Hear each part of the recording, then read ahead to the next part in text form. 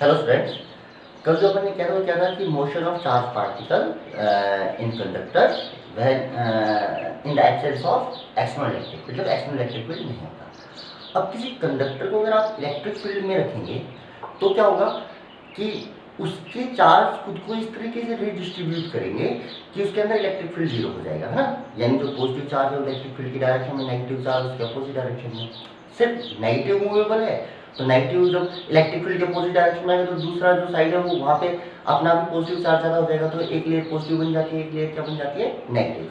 कुल मिला के बात समझने वाली ये है कि मान लीजिए ये कंडक्टर है,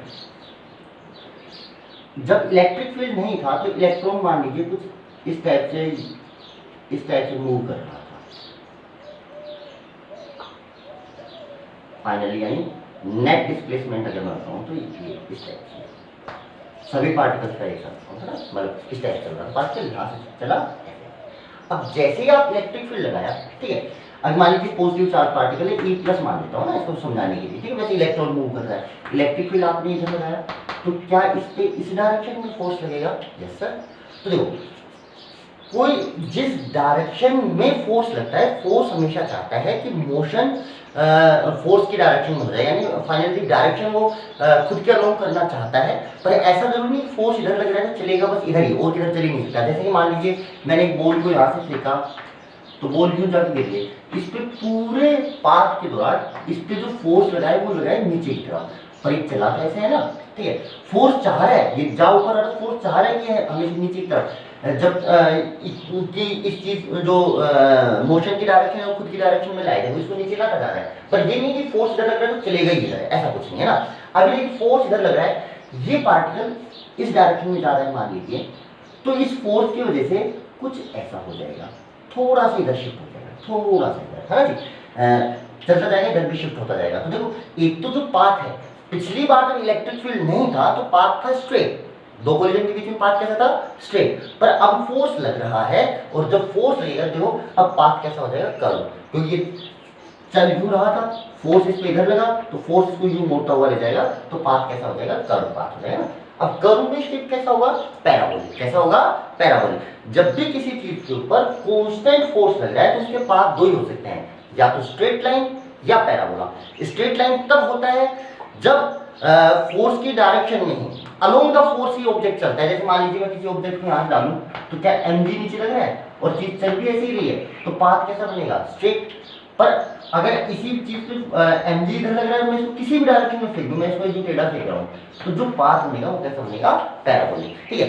तो पहली बार जब एक्सटर्नल इलेक्ट्रिक फील्ड होता है तो जो चार्ज पार्टिकल होता है उसका पाथ दो कोलिजन्स के बीच में स्ट्रेट नहीं होता, कर्व होता है। कर्व में कौन सा होता है? पैराबोला होता है ना। अच्छा, ऐसी अगली बार ये इधर आने की बजाय इधर जाएगा थोड़ा सा, हर बार इस डायरेक्शन में फोर्स लग रहा है तो इस डायरेक्शन में थोड़ा थोड़ा शिफ्ट होता जाएगा, इस बार इधर, इस बार इधर, और फाइनली इधर। तो देखो जो नेट डिस्प्लेसमेंट आएगा, यानी पार्टिकल इस डायरेक्शन में कुछ नेट खिसक जाएगा, ठीक है, कुछ नेट डिस्प्लेसमेंट अब आएगा। अच्छा, ऐसे सभी जितने भी चार्ज पार्टिकल है सभी का नेट डिस्प्लेसमेंट इस डायरेक्शन में आएगा, क्योंकि सभी पे इस डायरेक्शन में क्या लग रहा है? फोर्स लग रहा है, तो सभी नेट डिस्प्लेस हो जाएंगे। तो जैसे मैं इसके अंदर ये क्रॉस सेक्शन लूंगा, मैं कहूंगा देखो जब इलेक्ट्रिक फील्ड नहीं था तो हो सकता है कोई चार्ज में से इधर क्रॉस किया हो तो कोई वापस भी आ गया हो, क्योंकि रैंडमली चल रहे थे। पर फिलहाल तो सभी पार्टिकल फोर्स की डायरेक्शन में नेट शिफ्ट हो रहे हैं। तो देखो अगर मैं इस सेक्शन पे बैठूंगा तो कुछ चार्ज पार्टिकल इसको क्रॉस करके जाएंगे, यानी अब नेट चार्ज, नेट जो चार्ज है वो किसी क्रॉस सेक्शन को क्रॉस करेगा। दूसरी बात, अगर मैं कहूंगा कि अब निकालिए एवरेज वेलोसिटी, तो एवरेज वेलोसिटी अब जीरो नहीं आएगी। पिछली बार तो नेट डिस्प्लेसमेंट कितना था? जीरो। अब पर इलेक्ट्रिक फील्ड लगा तो नेट डिस्प्लेसमेंट अब जीरो नहीं है, फोर्स की डायरेक्शन में थोड़ा सा डिस्प्लेस सभी पार्टिकल हुए, यानी सभी पार्टिकल का डिस्प्लेसमेंट एक पर्टिकुलर डायरेक्शन में आ रहा है। इसलिए जो नेट डिस्प्लेसमेंट होगा वो भी जीरो नहीं होगा, और नेट वेलोसिटी होगी वो भी जीरो नहीं होगी। ओके, चलिए जी, जैसे कि मैं आपसे मान लेता हूं कि जैसे ही एक्सटर्नल इलेक्ट्रिक फील्ड लगा होता है, एक्सटर्नल इलेक्ट्रिक फील्ड, तो net displacement is not equal to zero. और अगर नेट टोटल वेलोसिटी निकालूंगा तो ये भी जीरो नहीं आएगी, क्योंकि डिस्प्लेसमेंट ही जीरो नहीं है, तो डिस्प्लेसमेंट अपॉन टाइम। ठीक है, हालांकि ये बात समझने वाली है कि जैसे चार्ज पार्टिकल ये ऐसे ऐसे ऐसे ऐसे चल के इधर आया ऐसे, तो नेट डिस्प्लेसमेंट कितना हुआ, मान लीजिए टी टाइम में यहां से यहां पहुंचा है ऐसे चलता हुआ, तो जो वेलोसिटी होगी वो तो होगी डिस्प्लेसमेंट अपॉन टाइम, और जो स्पीड होगी वो क्या होगी, डिस्टेंस अपॉन टाइम। तो देखिए अगर मैं देखूं डिस्टेंस और डिस्प्लेसमेंट में से, तो डिस्प्लेसमेंट तो इतना है जबकि डिस्टेंस तो काफी ज्यादा है, यानी जो स्पीड होगी वो वेलोसिटी से काफी ज्यादा होती है। जो इसकी एवरेज वेलोसिटी आएगी वो तो डिस्प्लेसमेंट अपॉन टाइम आएगी, और स्पीड क्या आएगी, total distance upon total time, average speed निकालोगे। तो speed is much much greater than average velocity. Okay, हाँ ऐसा तो पूछ लिया जाता है कि भाई कि चार्ज पार्टिकल जैसा भी अपन निकालेंगे एवरेज वेलोसिटी, ये लगभग आती है मान लीजिए 10⁻⁴ मीटर पर सेकंड में आती है लगभग। तो 10⁻⁻ की चार्ज पार्टिकल की क्या स्पीड भी इतनी होती है, नहीं स्पीड तो काफी तेज होती है, बाकी वेलोसिटी इतनी बैठती है आपकी, क्योंकि वेलोसिटी क्या होता है, डिस्प्लेसमेंट अपॉन टाइम।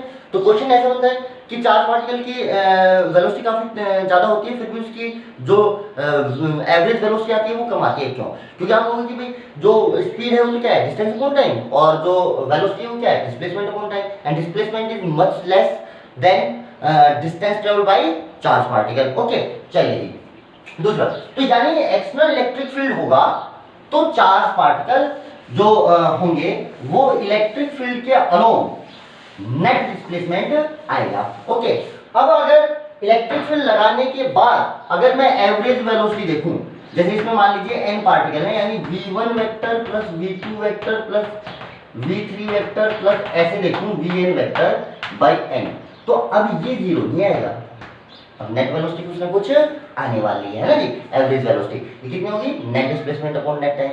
तो जो ये average velocity I after applying the electric field, after applying the electric field, इसको बोला गया ड्रिफ्ट वेलोसिटी। क्या बोला गया, ड्रिफ्ट वेलोसिटी।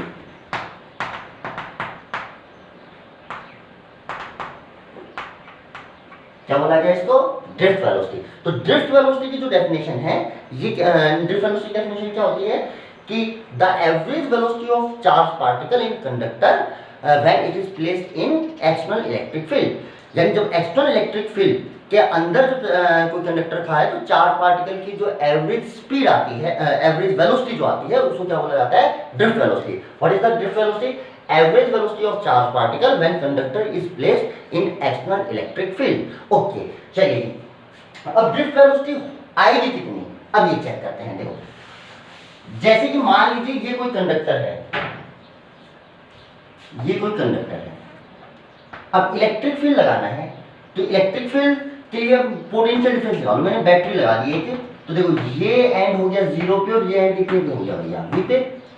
तो इलेक्ट्रिक फील्ड किधर होता है, हाई पोटेंशियल से लो पोटेंशियल। मान लीजिए इसकी जो लेंथ है वो L है, तो इलेक्ट्रिक फील्ड की वैल्यू कितनी आएगी, V/L है जी।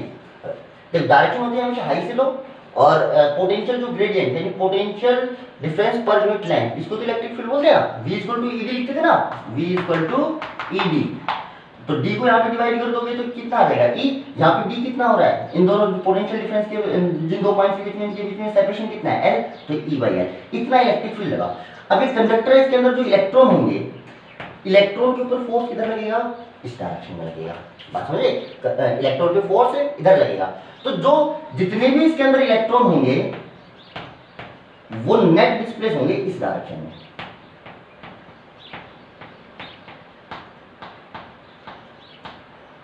देखो क्या चार्ज पार्टिकल वास्तव में ऐसे चल रहा है, क्या इलेक्ट्रॉन वास्तव में ऐसे चल रहे हैं, नहीं चल ऐसे नहीं रहे, चल दो रैंडमली रहे, दो कोलिजन के बीच में कर्व पाथ है, पर नेट जो डिस्प्लेसमेंट आ रहा है वो तो इसी डायरेक्शन में आ रहा है। तो मैं मान सकता हूं कि ये पार्टिकल मैं नेट डिस्प्लेसमेंट दिखा रहा हूं कि नेट के पार्टिकल सारे इधर ही शिफ्ट हो रहे हैं, ठीक है। अच्छा, अब ये जिस स्पीड से शिफ्ट हो रहे हैं इधर, इसको ही बोला जाएगा, जिस वेलोसिटी से एवरेज वेलोसिटी से इधर शिफ्ट हो रहे हैं उसको ही बोला जाएगा ड्रिफ्ट वेलोसिटी। तो ड्रिफ्ट वेलोसिटी को ऐसे भी वो बोल दिया जाता है कि the average velocity of electron by which it is drifted towards the positive terminal of the battery.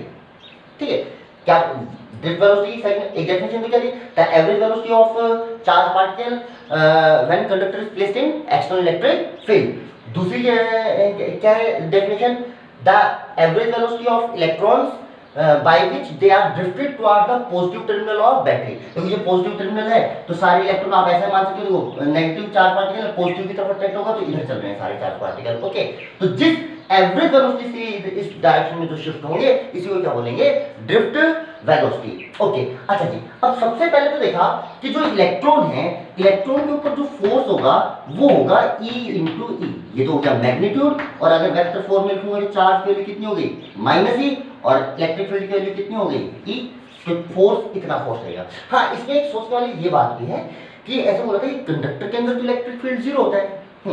देखो, पहली बात कि वो जो प्रॉपर्टी थी वो आइसोलेटेड कंडक्टर के लिए थे ना, जो कंडक्टर किसी से भी कनेक्ट नहीं होता, किसी से भी कनेक्ट नहीं है। सिंपल कंडक्टर को आप इलेक्ट्रिक फील्ड में रखेंगे जो किसी से भी टच नहीं है, तो उसके अंदर नेट इलेक्ट्रिक फील्ड हमेशा क्या होता है, जीरो।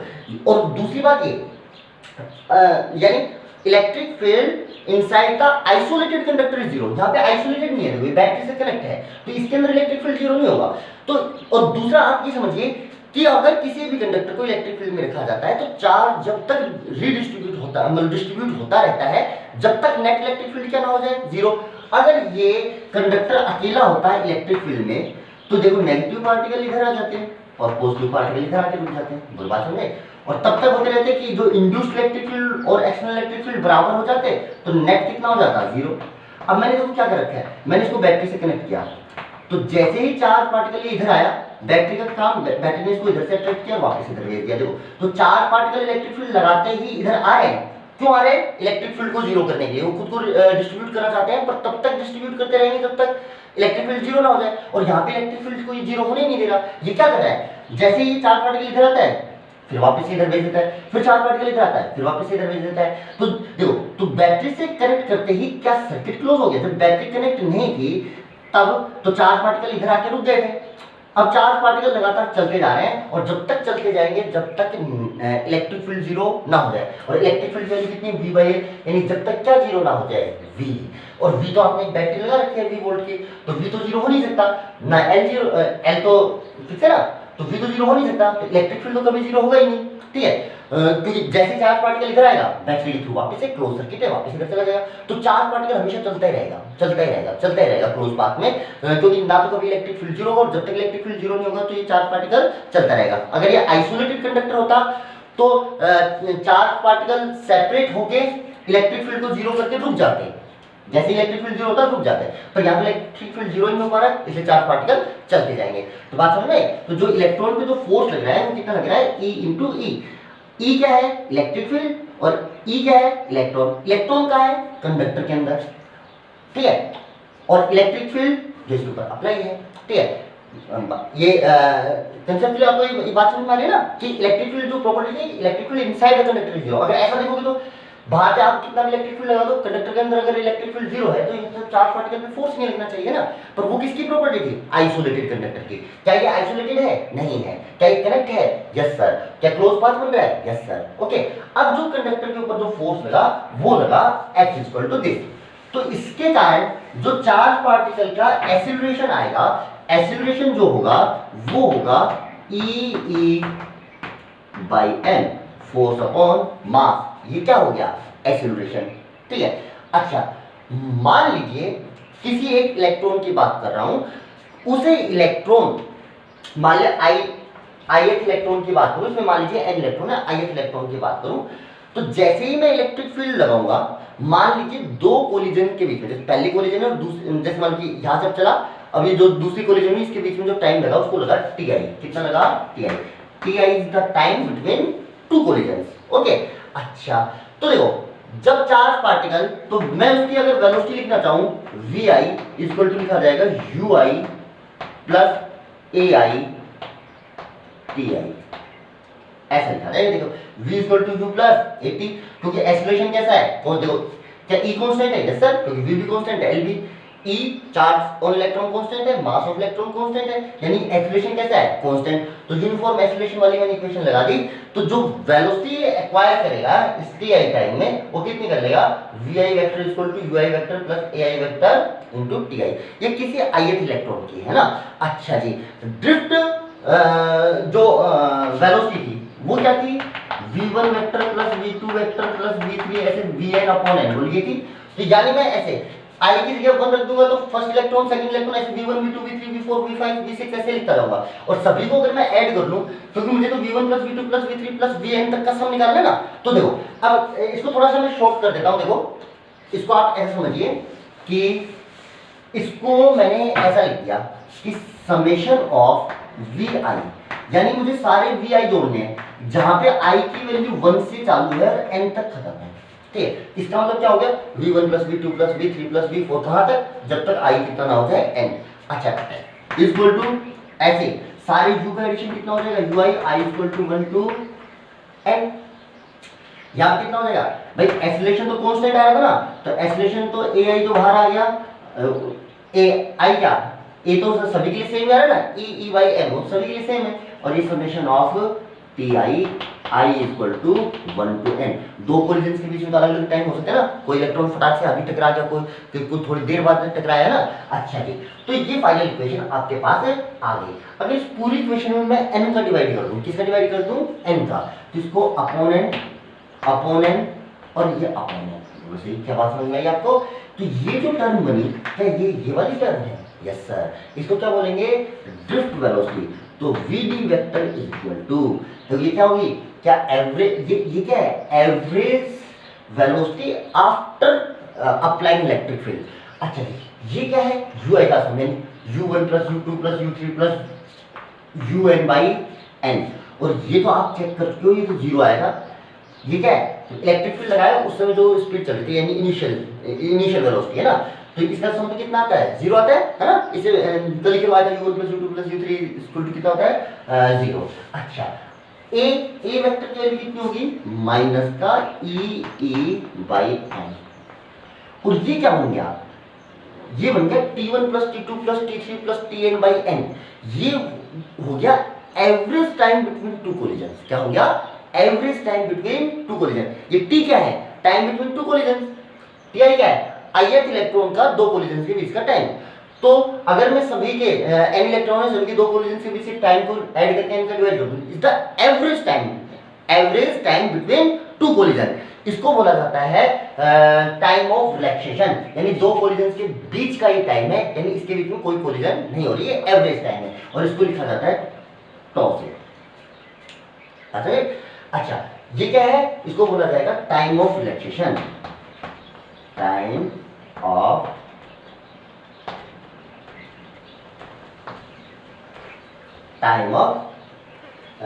रिलैक्सेशन। ठीक है। अच्छा तो फाइनली जो ड्रिफ्ट वेलोसिटी की इक्वेशन आई वो कितनी आई, देखिए फाइनली जो vd वेक्टर आया, vd vector is equal to minus का e vector by n into tau. ठीक। अच्छा जी, अब जो ये ड्रिफ्ट वेलोसिटी है ये कितनी चीजों पर डिपेंड करेगी, E और n, ये तो दोनों कांस्टेंट ही है। E तो चार्ज है, चार्ज तो फिक्स है इलेक्ट्रॉन पे, और इलेक्ट्रॉन का मास भी फिक्स है। एक तो एक्सटर्नल इलेक्ट्रिक फील्ड पे डिपेंड करेगा, and second one is the tau, ये टाइम ऑफ रिलैक्सेशन पे। अब ये जो टाइम ऑफ रिलैक्सेशन होता है ये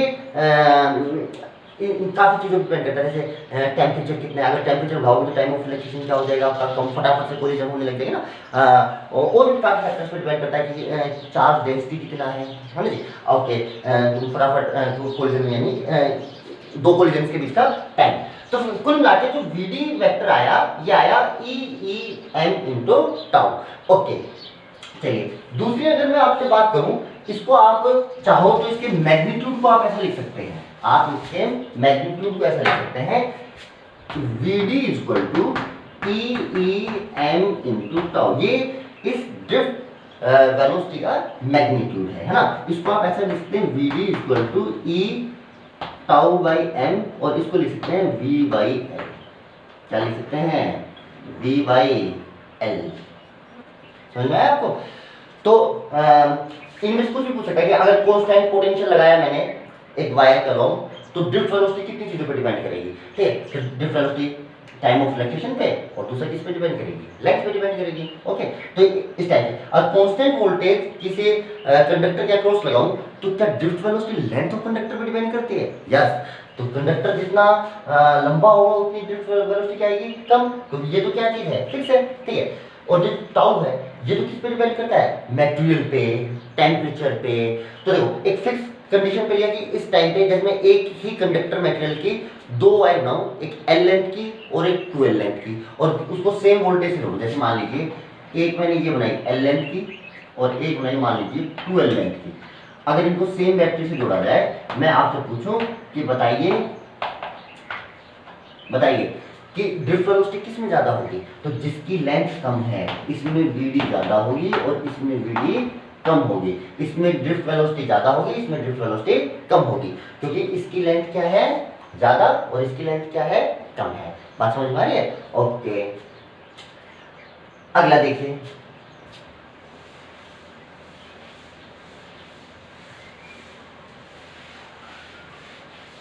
फाइनली जो आपको याद रखना है, इंपॉर्टेंट डेरिवेशन है, निकलवाते हैं। एक तो ड्रिफ्ट वेलोसिटी का ये फॉर्मूला आपको याद रखना है, और एक याद रखना है इसकी डेफिनेशन। तो डेफिनेशन क्या है, when a conductor is connected with a battery then the average velocity of electrons by which they are drifted toward the positive terminal of battery is known as drift velocity. Okay, या average velocity of electrons after applying the electric field. Electric field लगाने के बाद जो average velocity of electrons आती है conductor में, उसको क्या बोलते हैं, drift velocity। और दूसरा इसका फॉर्मूला इतना है। चलिए जी, अब एक चीज और थोड़ी सी सोचने वाली ये है कि मान लीजिए ये कोई कंडक्टर है, ठीक है।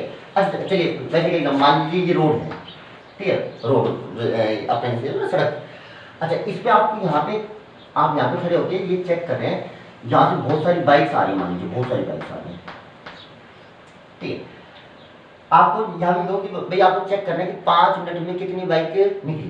तो देखो ये जो बाइक इधर से क्रॉस होंगी तो कितनी बाइक निकलेंगी, क्या ये बाइक की स्पीड पे डिपेंड करेगा? Yes sir. अब बाइक बहुत स्पीड से आ रही है तो 5 मिनट में बहुत सारी बाइक निकल जाएंगी, और अगर ये धीरे आ रही है तो 5 मिनट में कम बाइक निकलेंगी, है ना। सेम ऐसे ही जैसे अगर मैं इस क्रॉस सेक्शन पे बैठ जाऊं तो इसको कितने इलेक्ट्रॉन क्रॉस कर रहे हैं, ये तो इलेक्ट्रॉन की स्पीड पे डिपेंड करेगा। किस पे डिपेंड करेगा? इलेक्ट्रॉन की स्पीड, यानी ड्रिफ्ट वेलोसिटी पे डिपेंड करेगा। अच्छा, कितने इलेक्ट्रॉन इसको क्रॉस किए हैं, ठीक है, इस चीज पे क्या डिपेंड करेगा? करंट पे डिपेंड करेगा। करंट क्या होता है? Rate of flow of charge, यानी कितना चार्ज फ्लो हुआ, कितना चार्ज से फ्लो हुआ, ये किस चीज पे डिपेंड करेगा? उनकी स्पीड पे, कि इलेक्ट्रॉन किस स्पीड से चल रहा है। यानी कुल मिला के करंट होगा वो ड्रिफ्ट वेलोसिटी पे डिपेंड करना चाहिए, क्योंकि जितनी ड्रिफ्ट वेलोसिटी ज्यादा होगी उतना ही करंट ज्यादा आना चाहिए, तो ज्यादा चार्ज क्रॉस करेगा। अगर इसकी ड्रिफ्ट वेलोसिटी वैल्यू कम होगी तो कम चार्ज क्रॉस करेंगे, तो यानी करंट की वैल्यू क्या आनी चाहिए? कम। रेट ऑफ फ्लो चार्ज को तो बोलते हैं करंट। यानी कुल मिला के मुझे एक बात क्लियरिटी समझ में आती है, जो इस वायर में से करंट फ्लो होगा वो किस चीज पे डिपेंड करेगा? वो डिपेंड करेगा ड्रिफ्ट वेलोसिटी पे। किस पे डिपेंड करेगा? ड्रिफ्ट वेलोसिटी पे। चलिए, तो अब नेक्स्ट अपना पॉइंट यही है, रिलेशन बिटवीन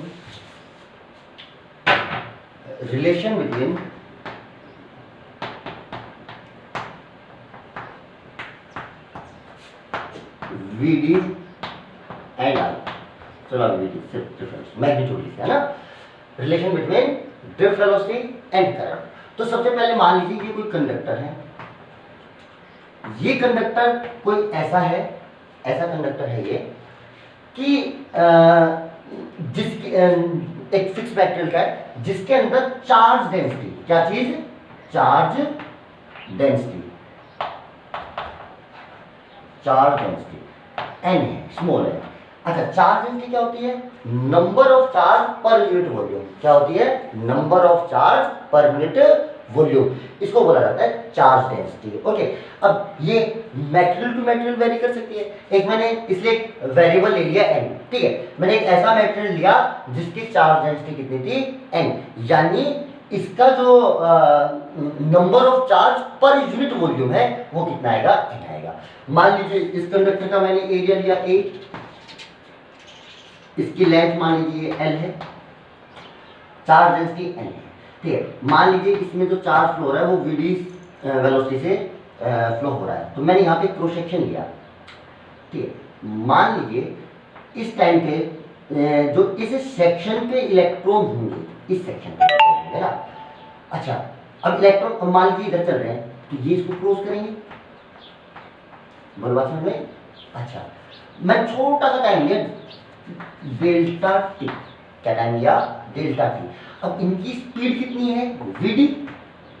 तो डेल्टा टी टाइम में ये इलेक्ट्रॉन कितना दूर चला जाएगा? जो डिस्टेंस होगी, तो डिस्टेंस कितना होता है? Speed into time. तो देखो जो डिस्टेंस ट्रेवल करेगा वो करेगा vd स्पीड से और डेल्टा टी टाइम में, यानी डेल्टा टी टाइम में ये इलेक्ट्रॉन इतना दूर आ जाएंगे। यानी जो इलेक्ट्रॉन फिलहाल इस सेक्शन पे है वो डेल्टा टी टाइम के बाद यहाँ पे पहुंच जाएंगे, वो सारे इलेक्ट्रॉन यहाँ पे आ जाएंगे और ये जो लेंथ होगी ये होगी vd into delta T.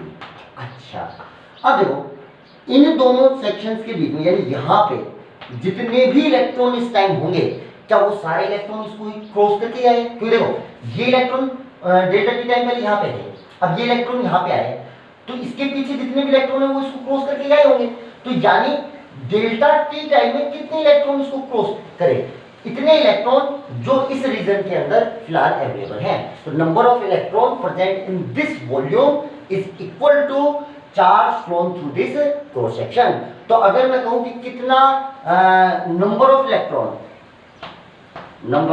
Electron crossing section 1, इसको लिख लो 1 और 2 in delta T time. Delta T time में कितने इलेक्ट्रॉन क्रॉस किए? क्या मैं ऐसा लिख सकता हूं? Number of electron crossing section 1 in delta T time is equal to number of electron present between section 1 and 2। जो सेक्शन 1 और 2 के बीच में जितने भी इलेक्ट्रॉन है वही वो इलेक्ट्रॉन है जो डेल्टा टी टाइम में इसको क्रॉस करके आए हैं। अच्छा जी, अब इसके अंदर कितने इलेक्ट्रॉन होंगे? अच्छा जी, आप जानते हो कि चार्ज डेंसिटी कितनी है, यानी यूनिट वॉल्यूम में चार्ज कितने हैं, तो इतनी जगह में वॉल्यूम कितना होगा? तो देखो इतनी जगह में चार्ज कितने होंगे? Charge density into volume. Volume कितना होगा? ये वॉल्यूम होता है एरिया इनटू लेंथ। सिलेंडर बन गया ना, एरिया इनटू लेंथ। ये क्या आ गए? ये आ गए number of electron crossing the section 1 in time delta T. तो चार्ज कितना क्रॉस किया? अच्छा, तो जो चार्ज क्रॉस हुआ वो हो गया NaVd into delta t into e, number of electron into e. तो ये टोटल चार्ज हो गया, इतने इलेक्ट्रॉन पे इतना चार्ज हो जाएगा ना, मैग्नीट्यूड ऑफ चार्ज है। ओके, अच्छा, तो ये छोटा सा चार्ज डेल्टा टी टाइम में क्रॉस कर गया। तो अगर डेल्टा टी को मैं इधर ले आऊं तो मेरे पास आएगा delta Q by delta T equal to NaEVd।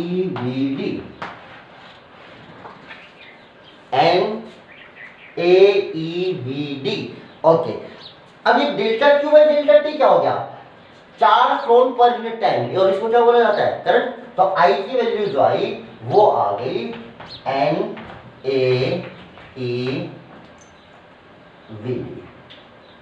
NaEVd।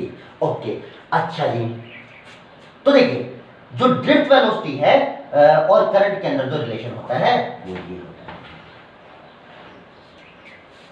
क्या बात समझ में आई आपको? ये किस किस के बीच में रिलेशन है? देखो current directly proportional to drift velocity आ रहा है, current is directly proportional to drift velocity आ रहा है। तो वो तो आना भी चाहिए था, ड्रिफ्ट वेलोसिटी बढ़ेगी तो करंट बढ़ना चाहिए था ना, देखो आ रहा है रिजल्ट। ठीक है, अच्छा जी, दूसरी चीज अगर आप देखो कि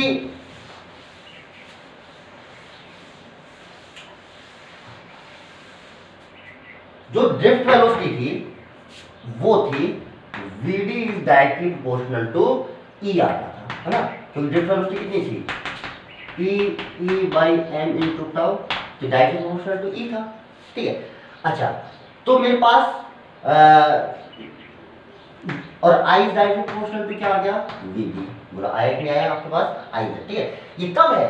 जब ड्रिफ्ट वेलोसिटी किसके डायरेक्टली प्रोपोर्शनल है, इलेक्ट्रिक फील्ड के ना। एक बार ऐसा क्वेश्चन आ गया था कि अगर ड्रिफ्ट वेलोसिटी रूट ई के प्रोपोर्शनल होती तो ये रिलेशन कैसा होता, ठीक है। चलो ये वाला क्वेश्चन मैं थोड़ी देर बाद आपको कराऊंगा, वो छोड़िए। फिलहाल आप ये देखिए क्या आपको रिलेशन समझ में आया है, किस किस में है, करंट और ड्रिफ्ट वेलोसिटी। अब यहाँ पे यानी I इक्वल टू NAEBD, ठीक है। इसमें ये क्या चीज है, चार्ज डेंसिटी, यानी number of charge per unit volume, cross sectional area, charge on electron and drift velocity का मैग्नीट्यूड। ओके अच्छा जी, तो कई बार ये कैसे निकालते हैं कि मान लीजिए किसी भी जैसे मान लीजिए आपको मैंने बोला कॉपर है, ठीक है, क्या बोला, कॉपर है, ठीक है। तो एन जैसे कॉपर के लिए एन कैसे निकालिए, तो किसी के लिए भी एन निकालना हो तो देखो क्या करो कि मान लीजिए उसका एन मास है, तो एन मास में उसके मोलिक्यूल कितने होंगे, नंबर ऑफ मोल्स कितने होंगे, ये क्या है m/n, नंबर ऑफ मोल्स।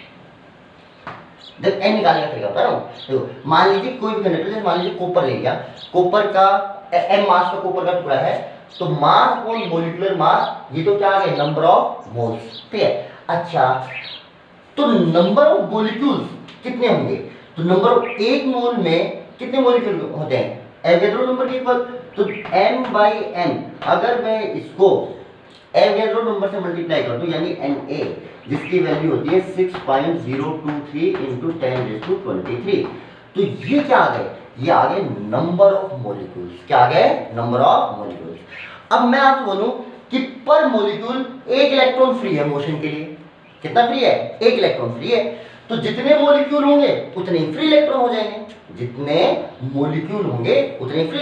अगर मैं बोलता कि पर एटम दो मॉलिक्यूल पर एटम दो इलेक्ट्रॉन फ्री हैं, तो देखो ये नंबर ऑफ एटम तो है, तो इसको 2 से मल्टीप्लाई कर दोगे तो आपके पास क्या आ जाएगा, फ्री इलेक्ट्रॉन्स आ जाएंगे ना, कितने फ्री इलेक्ट्रॉन्स हैं। ओके फिलहाल मैं आपके एग्जांपल के तौर पर मान लेता हूं कि एक इलेक्ट्रॉन पर एटम फ्री है, तो नंबर ऑफ फ्री इलेक्ट्रॉन कितने हो जाएंगे, m/m × Na, क्योंकि पर एटम कितना है 1, 2 होते तो यहाँ पे 2 लगा देते हैं ना। अच्छा जी ओके, अब मान लीजिए इसका ये हो गए m मास के अंदर number of free electrons, per unit volume निकालना है, तो इसके अंदर वॉल्यूम का क्या कर दीजिए आप कर डिवाइड, तो ये क्या आ जाएगा, number of free electron per unit volume, unit volume के अंदर फ्री इलेक्ट्रॉन, तो ये मास अपॉन वॉल्यूम, ये क्या बन जाएगा, डेंसिटी अपॉन ये क्या है, मोलिकुलर मास इनटू ये स्मॉल है, इसको क्या बोलते हैं, चार्ज डेंसिटी। चार्ज डेंसिटी क्या थी, number of charge per unit volume, और वो भी फ्री चार्ज, कौन सा, free charge, number of free charge क्या है पर यूनिट वॉल्यूम। तो यूनिट वॉल्यूम के अंदर जो आएंगे वो कितने आएंगे, density upon molecular mass into Na, Na क्या है, एवोगैड्रो नंबर है ना। या आप सिंपल से समझ लो, आपको पर यूनिट वॉल्यूम क्या निकालना है, number of charge carrier, okay, per unit volume. तो आप देख लो यूनिट वॉल्यूम में जो मास होता है, आप इसको ऐसा भी याद रख सकते हो, जो यूनिट वॉल्यूम में मास होता है वो किसके बराबर होता है, डेंसिटी के बराबर। और डेंसिटी क्या होती है, मास पर यूनिट वॉल्यूम, तो यूनिट वॉल्यूम में मास कितना, इतना।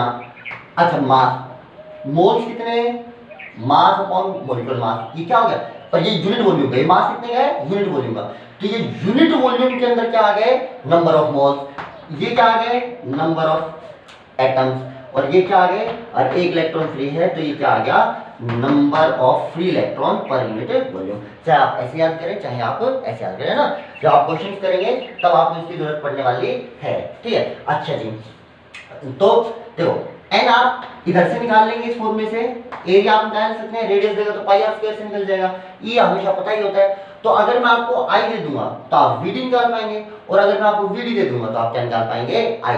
तो सिंपल सा ऐसा क्वेश्चन आता है कि एक जैसे मान लीजिए कॉपर है, कॉपर का मोलिकुलर मास इतना है, ये दे देगा, ठीक है, और डेंसिटी दे देगा, कॉपर की डेंसिटी इतनी है जो भी होती है वो आपको दे देगा, ठीक है। अच्छा उसके बाद कहेगा कि उसके अंदर से इतना करंट फ्लो हो रहा है, उसका एरिया इतना है, तो बताइए कि ड्रिफ्ट वेलोसिटी कितनी होगी इलेक्ट्रॉन्स की। तो सबसे पहले तो आपको डेंसिटी देगा, मोलिकुलर मास देगा, एवोगैड्रो नंबर बताइए, आपको एन निकालेंगे, एन यहाँ रखेंगे, एरिया रखेंगे, ई रखेंगे, आई आपको दे देगा, तो आपके पास सीधा निकल जाएगा वीडी, यानी कुल मिला के v d equal to I by n A E.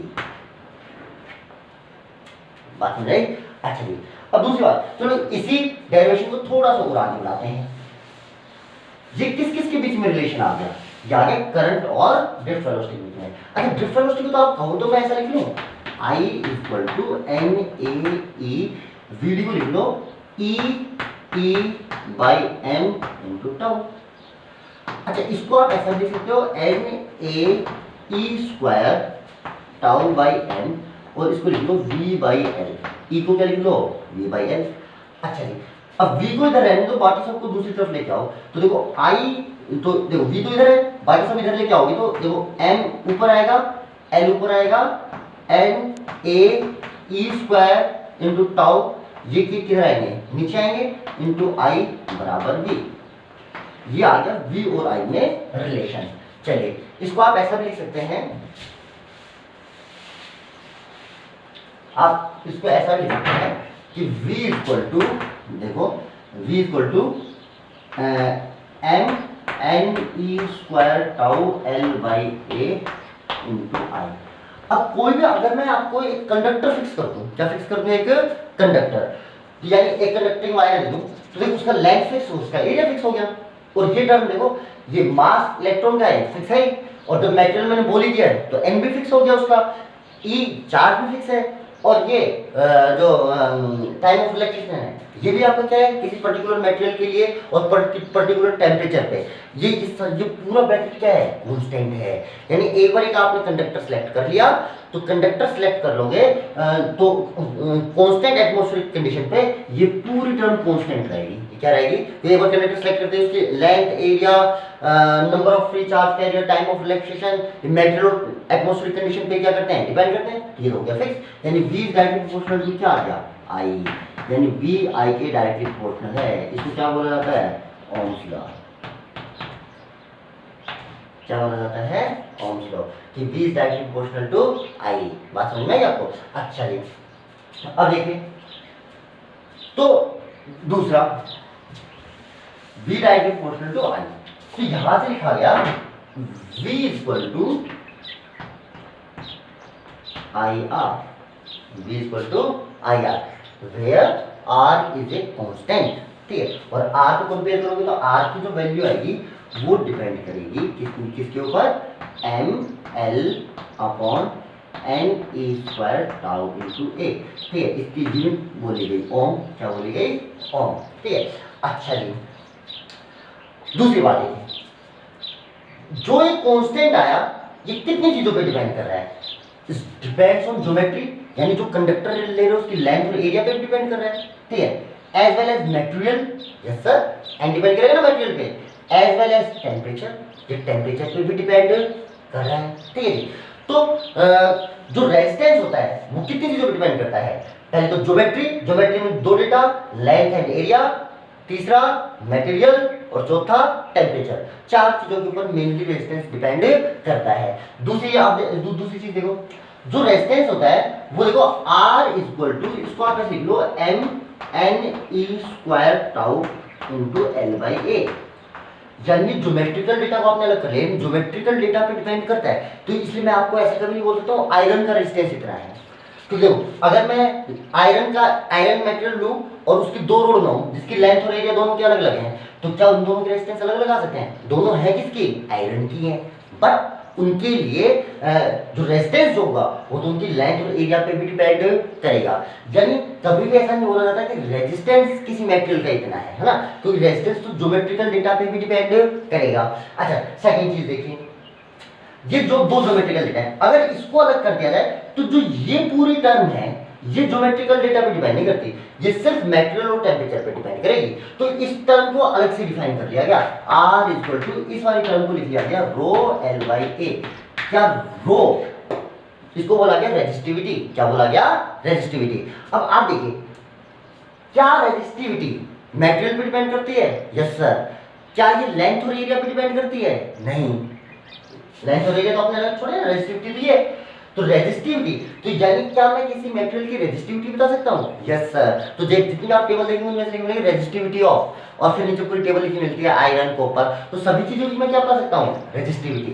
Resistance of the material data पे डिपेंड करता है। अच्छा रेजिस्टिविटी देखो कितना होगा, rho equal to R A by L.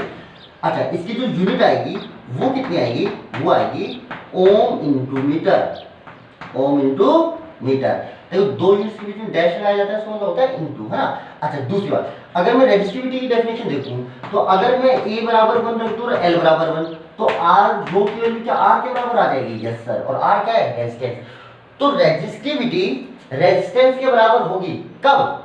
जब उसकी लेंथ कंडक्टिंग वायर की कितनी हो? यूनिट, और एरिया भी कितना हो? यूनिट। तो डेफिनेशन कैसे बोली गई?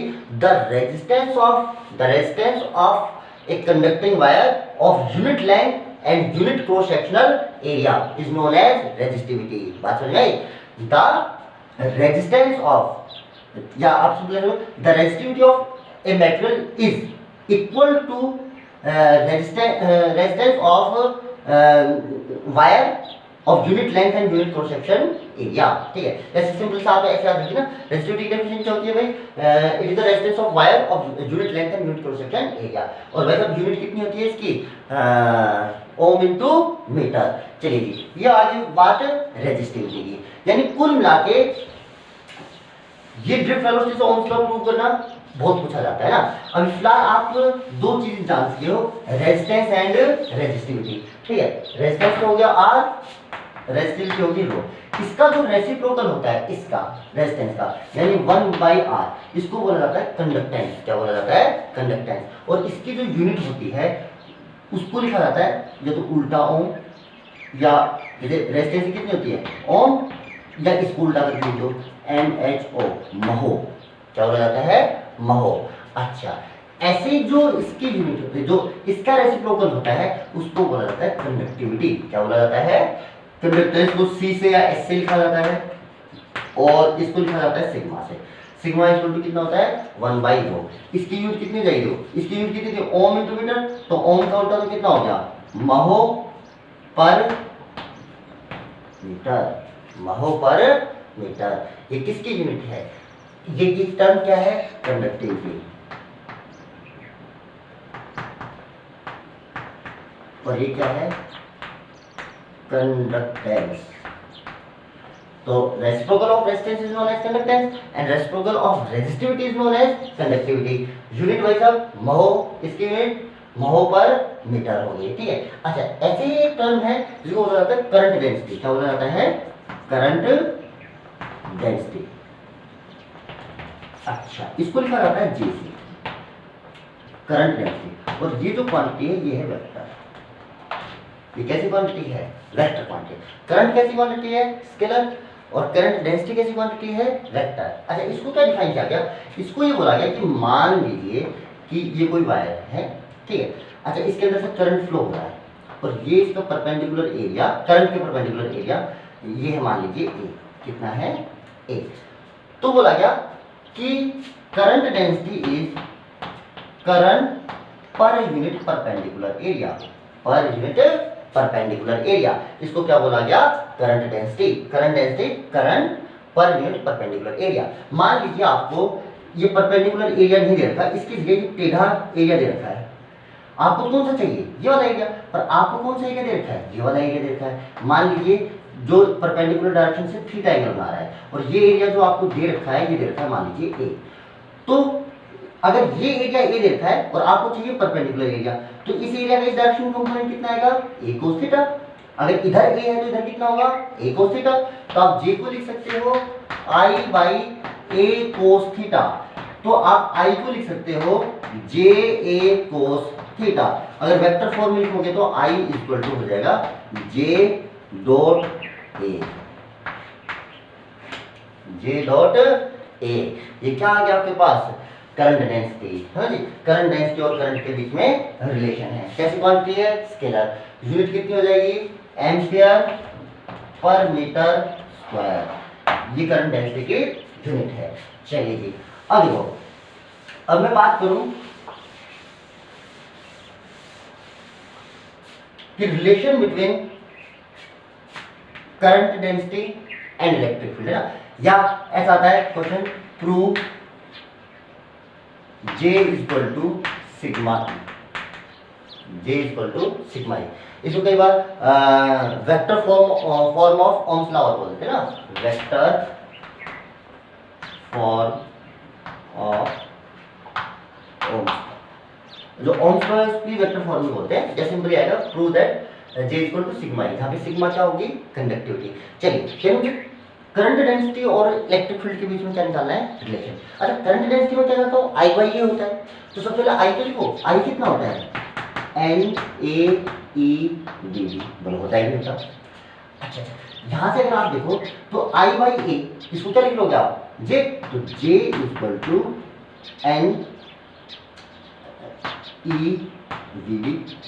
अच्छा J तो आ गया, अब E हो जाएगी, तो J अब इसकी वैल्यू लिख दो, Ne, इसकी वैल्यू कितनी होती है, E बाई M इंटू टॉ। अच्छा अब इसको लिखो J इक्वल टू, तो ये हो जाएगा Ne square tau by M into E, ठीक है। अच्छा ये टर्म आप गौर से देखो जो आपने रेजिस्टेंस लिखा था, रेजिस्टेंस कितना आया था, M by n e square tau L by A, अभी लिखा था ना पीछे। अच्छा इस टर्म को क्या बोला जाता था, रेजिस्टिविटी। गौर से देखो ये टर्म से जस्ट रेसिप्रोकल आ रही है ना, तो इसको लिख सकते हो 1 अपॉन रेजिस्टिविटी, यानी J equal to 1 upon rho into E, यानी J इक्वल टू, इसको लिख सकते हो sigma E, J equal to sigma E. Vector form में लिखोगे, वेक्टर लगा दीजिए, ये वेक्टर फॉर्म में हो गया। क्या बात आपको समझ में आई? या इसी रिलेशन को मैं ऐसा भी लिख सकता हूँ, देखो इसको रो को इधर भेजोगे तो E equal to J into rho, ऐसा एक ही बात है ना, कैसे लिखो कैसे लिखो। क्या यहाँ तक क्लियर है आपको? ठीक है, तो यहाँ तक का एक बार आप कीजिए, इंपॉर्टेंट डेरिवेशन है ओम्स लॉ को प्रूव करना with the help of different velocity, Ohm's law की वेक्टर फॉर्म या J equal to sigma E prove करना, कंडक्टिविटी क्या होती है, रेजिस्टिविटी क्या होती है, इन सभी के फॉर्मूले, जैसे रेजिस्टिविटी का फॉर्मूला कितना है, M upon N E square into tau. ठीक है, ऐसे ही इसमें जो छोटे छोटे जो थ्योरेटिकल क्वेश्चंस आते हैं ये भी मैं नेक्स्ट लेक्चर में कराऊंगा, और इसके अलावा जो इसके ऊपर न्यूमेरिकल होते हैं ड्रिफ्ट वेलोसिटी वाले, वो भी नेक्स्ट लेक्चर में कराऊंगा। Thank you.